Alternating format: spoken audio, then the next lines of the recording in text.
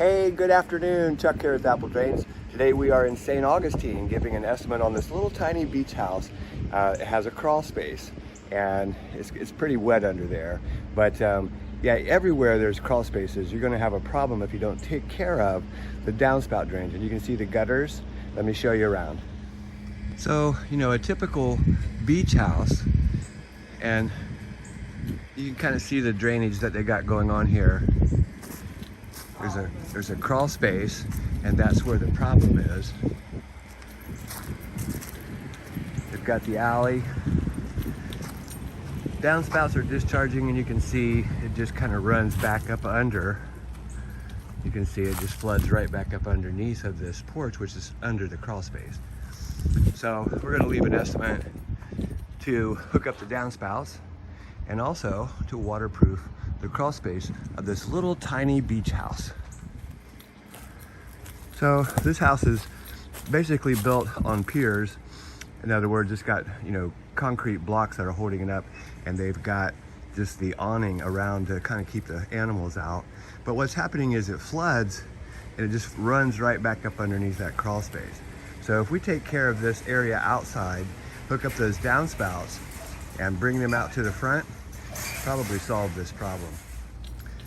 Here's a great little adaptation of a downspout drain. You can see they hooked it up there to the corrugated, then it comes into the flat pipe and it just brings it out through the brick. Looks really good, looks really good. A lot of gutter up there on that house, as you can see. Very well landscaped, nice stone beds, but you can see how they brought this one out the same way.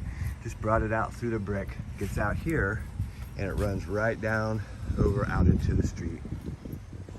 Let's take a look around St. Augustine. Here is a new construction, and I really like this building.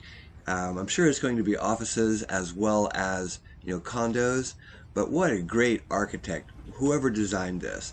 The downspouts are very well hidden here, very hard to find. I had to walk around this building for about 5 minutes to find the downspouts. But downspouts coming off of this beautiful roof, they will keep this foundation from having any problem, and they all go directly into the storm drain. St. Augustine is the nation's oldest city, and this is St. George Street. It's the most tourist area of the town. There's so much history here in St. Augustine, from the French, the Spanish, the English. This street has been here for nearly 400 years, and it's amazing. You know, the shops, of course, they've all changed names, but today you can just have a great time walking through, get a lunch, buy a few things, spend some money. Welcome to Florida, right?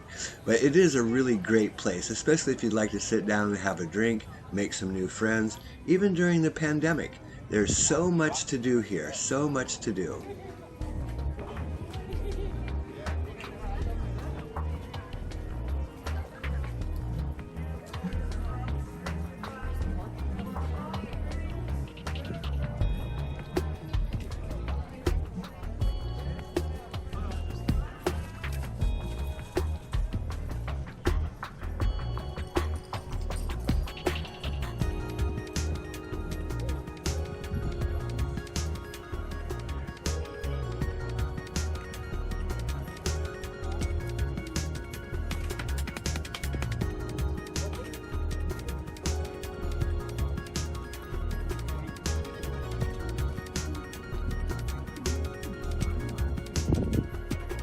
So as I'm walking along, I'm kind of looking for storm drains and trying to figure out, you know, what did they do here way back in 400 years ago, 500 years ago, when this town was founded?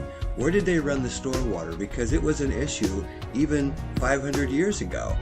I've noticed that there are some manholes. They've added, you know, sewer, of course, but where's all the storm drains?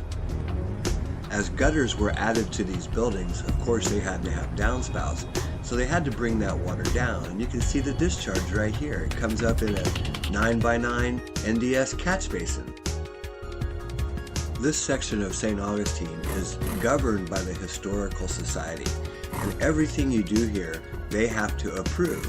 You can see that downspout comes down, they cord through the retaining wall, Another one, same thing. This water all comes out here to the street, and guess where it goes? Yep, it all runs over to the ocean. And if you don't want to walk, you can always ride the trolley. There's so many trolleys in St. Augustine to take you anywhere you want to go. You can see Ripley's Believe It or Not, or Ponce de Leon's Fountain of Youth. There are so many attractions here in Florida, but the biggest one is here, Castillo de San Marcos. Just look at the parking lot, how full it is. Of course, it's a beautiful day, and the line to get into the fort is amazing. You know, this is the oldest masonry fort in the country. Construction of the fort began in 1671 and was not completed until 1695. You know, it's spring break and a lot of families as well as the college people are here. And look at the line, it's amazing. The parking lot is so full. This is a national park here in St. Augustine. And just across the street, you'll find cafes and wine tasting areas. It is a beautiful spot, especially at night. As the traffic dies down and the sun begins to set, this is one of the most popular cafes here in St. Augustine.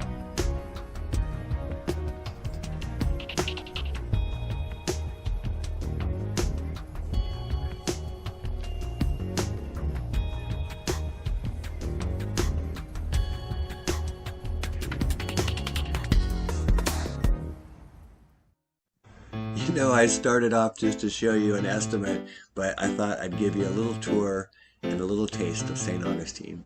Hey, this is Chuck with Apple Drains, reminding you that if you believe you can do something, I guarantee you can do it. Have a great day.